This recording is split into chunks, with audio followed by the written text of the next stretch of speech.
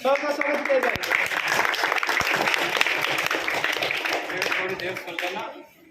अच्छा, सबसे पहले तो गांधी जयंती और लाल बहादुर शास्त्री के जन्म दिवस की हार्दिक शुभकामनाएं।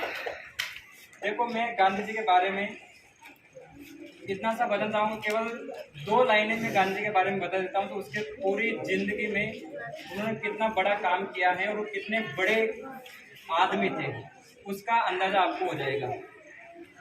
जब गांधी जी धोती में रहते थे, यानी कि मिनिमम जितने कपड़े पहन सकते थे गांधी जी बस उतने ही कपड़े पहनते थे जिससे उनका शरीर ढक जाए। इसीलिए चर्चिल नामक व्यक्ति ने उसे अर्धनग्न फकीर कहा था।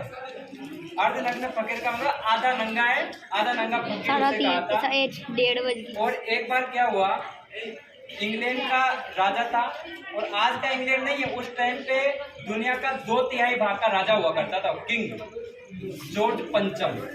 तो जॉर्ज पंचम ने इनवाइट किया गांधी जी को ये देखने के लिए कि यार ऐसा क्या हुआ कि जिसके पीछे पूरी दुनिया लग गई। तो जब गांधी जी आए तो वो एक धोती में आए थे। धोती में आए तो जब बड़े आदमी से मिलना होता है ना, तो हमें प्रोटोकॉल लेना पड़ता है।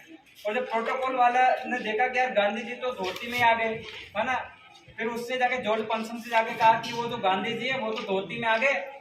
तो जॉर्ज पंचम ने सोचा यार चर्चिल ने उन्हें अर्धनग्न फकीर कहा था, मुझे नहीं पता था कि इतने ज्यादा फकीर है कि कपड़े नहीं है। तो उससे पूछा कि जॉर्ज पंचम से कि उनको बुलाए कि नहीं बुलाए गांधी जी को। तो फिर उन्होंने कहा कि चलो एक बार गांधी जी को बुला लेते, उनसे बात करते, यार कैसा आदमी जिसके सामने पूरी दुनिया पीछे लग गई।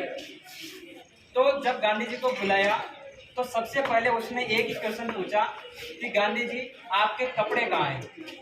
तो गांधी जी ने उनके सामने कहा था, देखो आज आपके सामने उसके सामने करने का मतलब आज आप प्रधानमंत्री से बात कर रहे हो, और प्रधानमंत्री से बात करते उसने कहा था कि साहब मेरे पूरे देश के कपड़े तो आपने ले लिए, आपने पहन लिए, हम कहाँ से पहनेंगे। तो इतना कहने का साहस, इतने बड़े आदमी के सामने इस प्रकार बोलने का साहस गांधी जी का था। और लाल बहादुर शास्त्री की जब बात करें तो आज उनका भी जन्म दिवस है।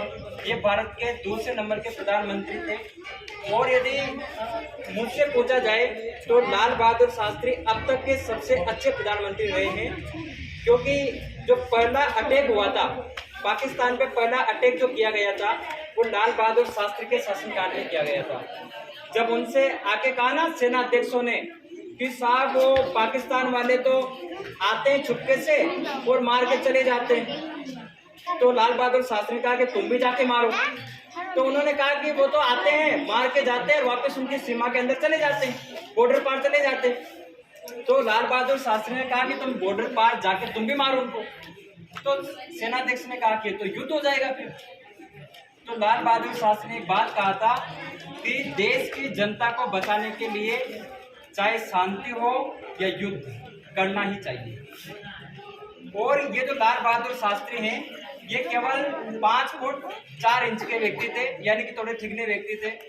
तो जब युद्ध के बाद मुलाकात की बारी आई कि चलो मुलाकात कर लेते, शांति वार्ता कर लेते हैं, तो जब पाकिस्तान के प्रधानमंत्री से पूछा गया, राष्ट्रपति से, तो उन्होंने कहा कि उनसे क्या बात करूंगा लाल बहादुर शास्त्री से, 5 फीट 6 इंच के व्यक्ति, उनसे क्या बात करना, मेरे सामने उनकी क्या औकात है। तो जब उसी पत्रकार ने भारत आके जब लाल बहादुर शास्त्री से पूछा कि आप जब शांति बर्ताव करोगे, भारत पाकिस्तान की शांति वार्ता होगी, तो क्या वार्ता होने वाली है। और वो जो पाकिस्तान के जो मंत्री है वो ये ऐसी बातें कर रहे थे कि उनके सामने क्या बातें करूंगा, 5 फुट 6 इंच का आदमी, छोटा सा आदमी से क्या बातें करूँ।